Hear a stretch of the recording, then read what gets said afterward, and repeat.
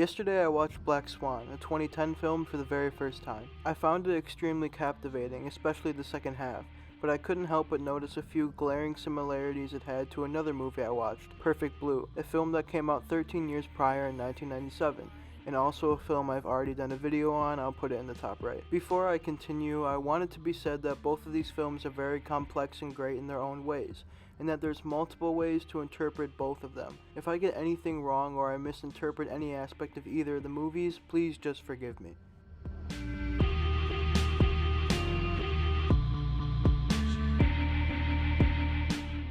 Black Swan follows a 28-year-old ballerina named Nina. She's extremely committed to her passion, which is dance. The dance studio she works for has an opening in their Swan Queen role, a role that can only be given to one of the very best dancers in the company. Nina wants to be perfect. She wants to perform both the White Swan and the Black Swan flawlessly, and her obsession with wanting to do these perfectly drives her to start seeing illusions of herself in other people. At least that's how I interpreted it. This is where Black Swan reminded me of Perfect Blue. Perfect Blue is about a J-pop star turned actor, Mima Kirigo. Once Mima leaves her pop group in pursuit of a more fulfilling path, she begins seeing the past pop idol version of herself wherever she goes. Mima can barely do anything without this illusion, or so we think it's an illusion, showing itself. Black Swan and Perfect Blue both share this type of mirage in common. After watching Black Swan, I thought, there's no way I'm the only one who noticed this. And so I took to Google, and yep, I definitely wasn't. The first thing that popped up was a Reddit post talking about the director of Black Swan, Darren Aronofsky, and Perfect Blue possibly influencing Black Swan. A bunch of other articles from various outlets followed. The Reddit post, 11 years old, reads, "I got Perfect Blue as a Christmas gift because my boyfriend had read on Cracked and other sources on the internet that Black Swan, one of my favorite films, appears to live from it despite Aronofsky denying it. He acknowledges similarities but denies there was influence there. When we watched it was clear as day to me where the similarities lay, and they were weirdly alike. Aronofsky even owns the American remake rights to it. I think one of the little details that really got to me was the character names. The lead for Black Swan just so happens to have a name which is 2 letters away from the Perfect Blue lead, Nina and Mima respectively, so why does he deny it? Is it purely because of how high profile the film is and doesn't want to share the credit? To me, the chances of Black Swan not even being semi-influenced from Perfect Blue are extremely slim. It's not like Perfect Blue is some hardly known underground film. It's widely praised and considered a classic by many. But after all, if the director of the movie is adamant there is no influence, I guess it could just be a huge unlikely coincidence. I want to go over both the film's similarities and their differences.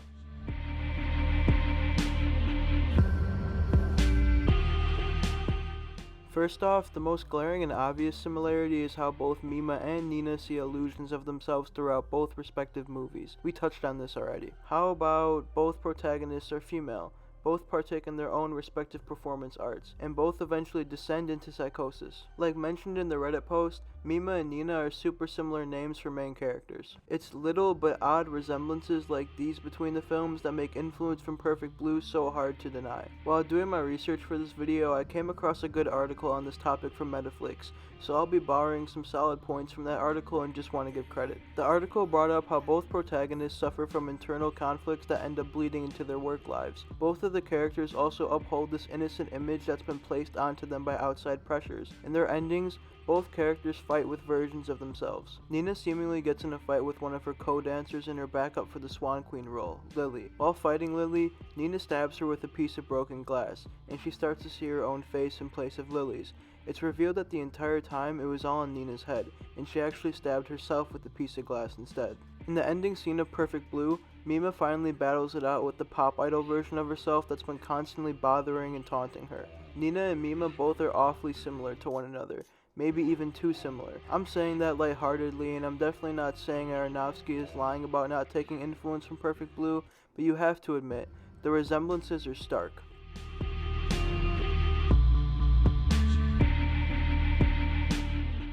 If I haven't made it clear already, Black Swan is far from a direct ripoff of Perfect Blue, as there are differences in the two's important plot points and endings. While both Nina and Mima both struggle with internal conflict, Mima is being manipulated by her manager and one of her closest friends, Rumi, whereas everything Nina struggles with is internal. She's constantly fighting an uphill battle against herself, her obsession with wanting to be the Swan Queen, wanting to be perfect.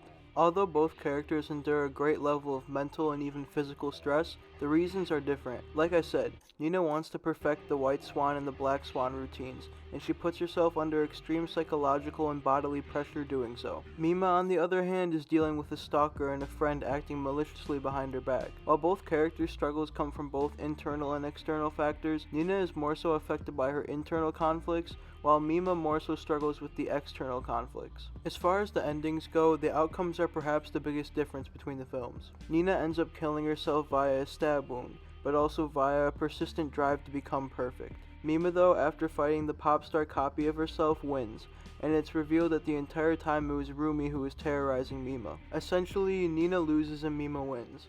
Or, depending how you look at it, maybe Nina won as well. After all she wanted was to be perfect, and her very last words before dying were, "I felt it. I was perfect." Darren Aronofsky can deny influence from Perfect Blue. That's fine. We have no reason to suspect that he's lying. As a filmmaker, if there was any influence taken from the 1997 animated classic, then you'd think he'd have no problem tipping his cap to Satoshi Kon. Maybe the similarities are just coincidences and that's it. But there's no denying the resemblances. They're there, they're stark, and some of them are obvious. If you dig deeper into both plots, you find other similarities that aren't as clear on the surface. This is all fine though. Both films are great, maybe even both classics. Brilliant, mind-bending psychological thrillers, and we should appreciate both of them as such.